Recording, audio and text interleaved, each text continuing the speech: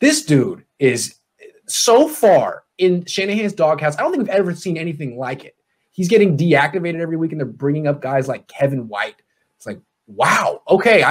So my question is, not knowing what's been said or done behind closed doors in practice and meetings, do you think Dante Pettis really deserves this treatment? Because it seems unusually harsh from Kyle Shanahan. I think it's pretty clear that Shanahan hates cats. I think that's he's biased. Yeah. No, there's no reason to with Pettis. I mean, Taylor's not. It's not like he's a game changer in any way, shape, or form. If you're going to play a fourth wide receiver, you might as well throw him out there. If you're going to put a fourth receiver out there, otherwise, the Niners really, their strength is going 21 and 12 personnel. If they're going to have three guys out there. So, I don't know what the deal is with Pettis. Yeah, we don't. I've always been a Pettis believer. I think that's because I went to Oregon and he torched Oregon for a couple of years. So I think I just was predisposed to him being good. But I don't understand what's happening. The only thing I can really imagine is they're worried if they outright cut him, Seattle's just going to claim him right away and bring him back to Seattle. But wouldn't be surprised. Yeah, and that probably will happen. I saw Seattle's looking at Antonio Brown, so they're obviously looking for some type of receivers. But having Pettis, great fit with the Seahawks, by the way. Keep going. Yeah, well, I mean, he would replace what Josh Gordon was supposed to be for them last year. But anyways, having Pettis just on the roster, I don't really understand it at this point. I think it's kind of mean to him. I think Pettis is talented, but let him go be somewhere where he can play. Otherwise, it's just keeping there.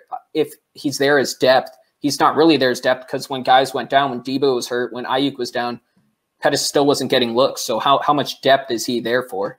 Real quick, you rushed through a very good answer. You didn't rush, but you said something midway that I think was the key word. It's just mean. It's just mean. Like, if you don't want him, let him go. If you do want him, give him a chance. What they're doing to him is quite – but maybe Leo sees it differently. What's up, Leo?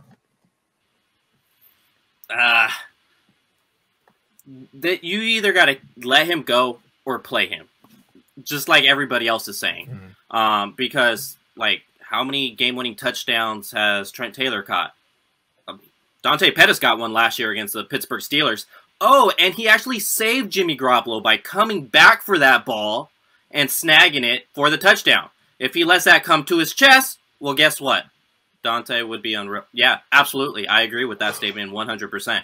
Yeah. And if you let that ball, if Dante Pettis lets that ball come to his chest, that's probably a deflection or an interception. But even with Nick Mullins, we understand Jimmy Garoppolo does not like Dante Pettis. That is clear from what we've seen week one. Gave him one target. When Nick Mullins was in that quarterback, why did you not play Dante Pettis? They lit it up together during Dante's rookie year, but instead you just keep him on the bench. I don't understand that. You either got to let him go, because I don't know if you're trying to send a message to the rest of your team, but this is the NFL. This is not high school football. Let him go or play the guy. Yeah, I just don't get it, because it's like, if he were on the Patriots and the Patriots decided that he just was no good, they'd get rid of him that day. They'd like have a meeting like, hey, is Dante Pettis kind of weak? They'd be like, yeah. They'd be like, all right, let's cut him right now. The Niners are like 2 years in, like, well, we don't know really what we should do about him. And I agree that if they were to cut him and he were to like sign with the Seahawks, he'd be a terrific fit on that team. It just seems like you look at how Shanahan has had this patience for like let's go through it. CJ Beathard, unconditional patience. Kendrick Bourne. I mean, Kendrick Bourne's a good player, but he's had to work through a lot of drops. He's had a lot of tough times with the Niners, and Shanahan's always like, I love him.